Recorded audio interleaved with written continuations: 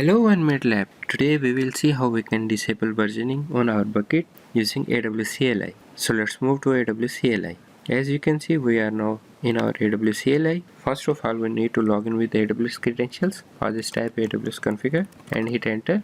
After providing AWS credentials, first of all we need to check our S3 bucket. For this, type AWS S3 ls and hit enter. Here you can see all buckets in our S3. Now if we want to check the status of versioning, for example I want to check the status of versioning on test-bucket 0092. For this, type AWS S3 API space get-bucket versioning space --bucket and type the name of the bucket, which is test-bucket 0092, and hit enter. As you can see, this is showing the status is enabled, which means bucket versioning is enabled on this bucket. Now if we want to disable bucket versioning on this bucket, for this, type AWS S3 API put-bucket versioning --bucket space bucket name, which is test-bucket 0092, then space --versioning configuration space status